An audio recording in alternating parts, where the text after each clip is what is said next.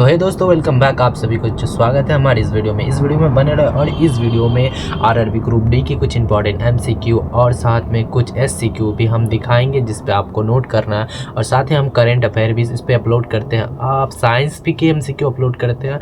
अगर आप पढ़ना चाहते हैं तो यहाँ पे जुड़ के अपना आरआरबी ग्रुप डी की एग्जाम के पेपर निकाल सकते हैं। सोनियाना जो है ना, ये किस श्रेणी का जहाज है? तो ये सरयू श्रेणी का नौसेना अपतटीय गश्ती पोत है, याद रखिएगा।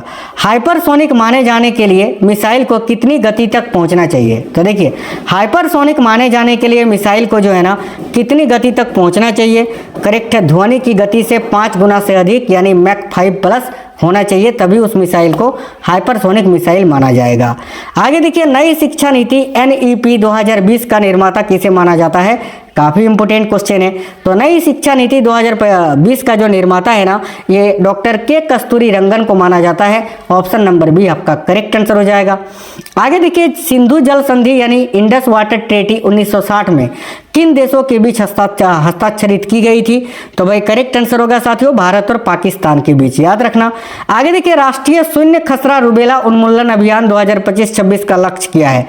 बहुत ही इंपोर्टेंट क्वेश्चन है। करेक्ट आंसर होगा ऑप्शन नंबर बी, 2026 तक 100% टीकाकरण प्राप्त करना और दोनों बीमारियों को खत्म करना। अगला है, अप्रैल 2025 में आयोजित पुणे फीडे महिला ग्रांड प्रिक्स किसने जीता? तो भाई अप्रैल 2025 में आयोजित पुणे फीडे महिला ग्रांड प्रिक्स को किसने जीता है? याद रखिएगा, भारत की कोनेरू हम्पी ने। Koneru Humpy option number C correct answer है। 22 अप्रैल 2025 को पर्यटकों को निशाना बनाकर दुखद आतंकवादी हमला कहां पर हुआ था? याद रखिएगा, पहलगांव में ना, जम्मू कश्मीर के पहलगांव में।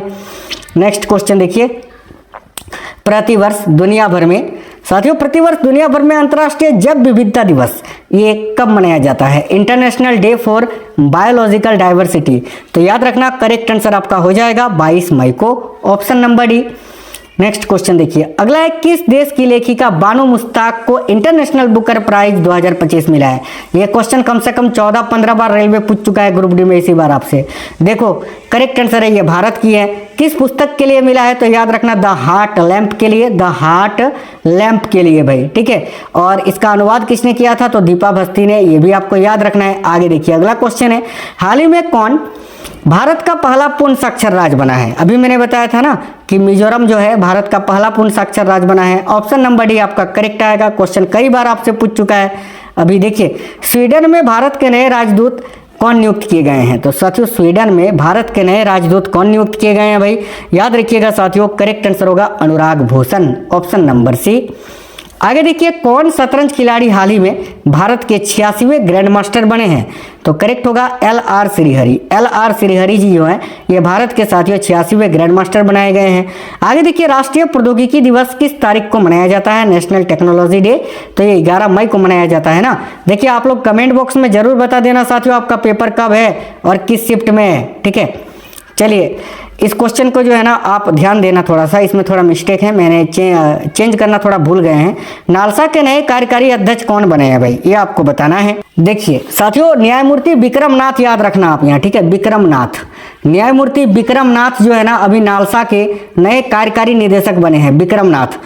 इनसे पहले सूर्यकांत शर्मा थे, लेकिन सूर्यकांत शर्मा अभी भारत के 53वें मुख्य न्यायाधीश बन गए ना। अभी नवंबर को ही ये 24 नवंबर को भारत के 53वें मुख्य न्यायाधीश बने। और इनके जगह पर जो है विक्रम नाथ को अभी नालसा का नया कार्यकारी निदेशक नियुक्त किया गया है। तो ये नाम याद रखना है, ठीक है, विक्रम नाथ। आगे देखिए, हाल ही में 9 मई को पूरे भारत में मेवाड़ के योद्धा महाराणा प्रताप जयंती मनाई गई, जो मेवाड़ के कितनवें राजा थे? याद रखना, महाराणा प्रताप जो है मेवाड़ के 13वें राजा थे साथियों। आगे देखिए, प्रतिवर्ष दुनिया भर में विश्व रेड क्रॉस दिवस किस तारीख को मनाया जाता है? देखिए, करेक्ट होगा ऑप्शन नंबर ए, 8 मई को। अगला 26 मई 2025 को रोमानिया के राष्ट्रपति कौन बने? तो भाई 26 मई 2025 को रोमानिया के नए राष्ट्रपति कौन बने हैं?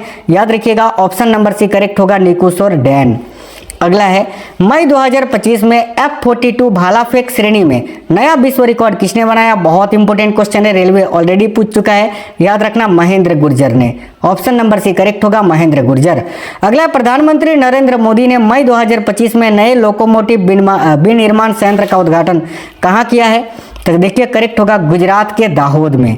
आगे देखिए 78वें कान फिल्म महोत्सव में पाल्मे डियोर किसने जीता? बहुत इंपॉर्टेंट क्वेश्चन है, ये भी क्वेश्चन रेलवे ऑलरेडी पूछ चुका है। ठीक है, पाल्मे डियोर पुरस्कार अभी किसने जीता था? तो जाफर पनाही ने। ये जाफर पनाही कहाँ के हैं? तो याद रखना ईरान के हैं भाई। आगे देखो साथियों, भारत ने किस देश को पछाड़कर या भारत किस देश को पछाड़कर दुनिया की चौथी सबसे बड़ी अर्थव्यवस्था बन गई है? करेक्ट होगा जापान को पछाड़कर, ऑप्शन नंबर सी। नेक्स्ट है नीति आयोग के वर्तमान में सीईओ कौन है मई 2025 तक? तो याद रखना BVR Subramaniam, option number C इस क्वेश्चन का करेक्ट आंसर हो जाएगा। नेक्स्ट क्वेश्चन है साथियों, हाल ही में दिए गए गोल्डन ग्लोब्स अवार्ड 2025 में किसे ड्रामा के लिए बेस्ट फिल्म का पुरस्कार दिया गया है? देखिए करेक्ट है option number D, the brutalist को। आगे देखिए हाल ही में प्रसिद्ध व्यक्तित्व राजगोपाला चिदम्बरम का 88 वर्ष की उम्र में निधन हुआ, वह कौन थे? तो याद रखना ये भारत के एक प्रसिद्ध वैज्ञानिक थे साथियों, option number C correct answer हो जाएगा। हाल ही में कुल कितनी हस्तियों को वर्ष 2025 का प्रवासी भारतीय सम्मान अवार्ड देने की घोषणा हुई है? तो करेक्ट आंसर होगा ऑप्शन नंबर बी, 27 हस्तियों को। आगे देखिए 1 जनवरी 2025 को रक्षा अनुसंधान एवं विकास संगठन यानी DRDO का कौन सवा स्थापना दिवस मनाया गया? तो अभी DRDO का 2025 में याद रखना 67वां स्थापना दिवस मनाया गया है, ऑप्शन नंबर बी करेक्ट है। हाल ही में किस फुटबॉल टीम ने संतोष ट्रॉफी 2024 का खिताब जीता है? तो यहाँ आपका करेक्ट आंसर होगा साथियों बंगाल ने। नेक्स्ट है वर्ष 2024 के राष्ट्रीय खेल पुरस्कारों में कितने खिलाड़ियों को अर्जुन पुरस्कार मिला था? तो खिलाड़ियों को अगर बात करें तो देखो 32 खिलाड़ियों को और 2 को जो है लाइफ टाइम के लिए यानी टोटल 34 को ही दिया गया था। खिलाड़ियों का पूछा, इसको आप 34 नहीं 32 अब पढ़िए 32 खिलाड़ियों को, जिसमें से 17 पैरा एथलीट थे साथियों, याद रखना। ठीक है, आगे देखिए हाल ही में दिए गए वर्ष 2024 के राष्ट्रीय खेल पुरस्कारों में कितने खिलाड़ियों को खेल रत्न पुरस्कार मिला है? ये क्वेश्चन तो यार इतनी बार पूछा है रेलवे की मैं गिन नहीं सकता हूँ। देखो करेक्ट है 4 खिलाड़ियों को। 4 खिलाड़ियों में कौन कौन है? एक आपके निशानेबाज मनु भाकर है, दूसरे पैरा एथलीट प्रवीण कुमार है, तीसरे आपके जो है ना देखिए तीसरे जो हैं आपके डी गुकेश हैं साथियों शतरंज खिलाड़ी, और एक चौथे ना एक हरमनप्रीत सिंह जी हैं हॉकी खिलाड़ी। 4 खिलाड़ियों को। कौन व्यक्ति हाल ही में भारत के शीर्ष उद्योग संगठन भारतीय उद्योग एवं व्यापार संगठन के नए महासचिव बने हैं? याद रखिएगा मनीष सिंघल जी। नेक्स्ट है साथियों देखिएगा कौन व्यक्ति हाल ही में भारतीय विशिष्ट पहचान प्राधिकरण यानी unique identification authority of India के नए CEO बने हैं? करेक्ट आएगा भुवनेश कुमार। हाल ही में श्री रजत वर्मा को किस भारतीय निजी क्षेत्र के बैंक के नए CEO के रूप में नियुक्त किया गया है? करेक्ट आएगा DBS बैंक के। हाल ही में हुई जनगणना के अनुसार भारत के किस राज्य में गिद्धों की संख्या सबसे अधिक है? तो याद रखना करेक्ट आंसर आपका हो जाएगा मध्य प्रदेश में साथियों। नेक्स्ट देखिए अगला है फरवरी 2025 में RBI द्वारा सिटी बैंक पर जुर्माना लगाने का क्या कारण था? भाई फरवरी 2025 में RBI ने सिटी बैंक पर जो जुर्माना लगाया था उसका कारण था बड़े जोखिम ढांचे और क्रेडिट सूचना रिपोर्टिंग से संबंधित उल्लंघन के मामले में। पूसा कृषि विज्ञान मेला 2025 का विषय क्या है? तो देखिए पूसा कृषि विज्ञान मेला 2025 का विषय है साथियों, याद रखना देखिए ऑप्शन नंबर डी, उन्नत कृषि विकसित भारत। नेक्स्ट है संघीय जांच ब्यूरो यानी FBI के पहले भारतीय मूल के निदेशक कौन बने हैं? तो करेक्ट आएगा ऑप्शन नंबर सी, काश पटेल। चलिए अंतिम क्वेश्चन है कि भारत के मुख्य आर्थिक सलाहकार कौन है जिनका कार्यकाल मार्च 2027 तक के लिए बढ़ा दिया गया है?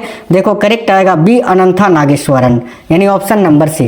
तो साथियों आप लोगों को क्वेश्चंस कैसे लगे हैं, क्लास कैसा था, कमेंट बॉक्स में जरूर बताइएगा। और देखिए अभी तो ALP टेक्नीशियन का पेपर होगा, NTPC का पेपर होगा। मैं सारे क्लासेस के लिए बिल्कुल सारे एग्जाम के लिए बहुत ही इंपॉर्टेंट क्लासेस लेकर आऊँगा और आपको जो है ना करेंट अफेयर्स में कोई भी परेशानी नहीं होने दूंगा। साइंस के भी मैं जितने भी क्वेश्चंस आपको कराता हूँ, जो भी क्लास कराता हूँ वो बिल्कुल आपको NCERT ओरिएंटेड कराता हूँ। एक भी क्वेश्चन में बिना NCERT का आपको नहीं कराता हूँ और क्वेश्चंस डायरेक्ट फंसते हैं पेपर में। तो चैनल को सब्सक्राइब करके बेल आइकन को ऑन कर लीजिएगा। बाकी मिलते हैं आपसे नेक्स्ट वीडियो में। जय हिंद, वंदे मातरम।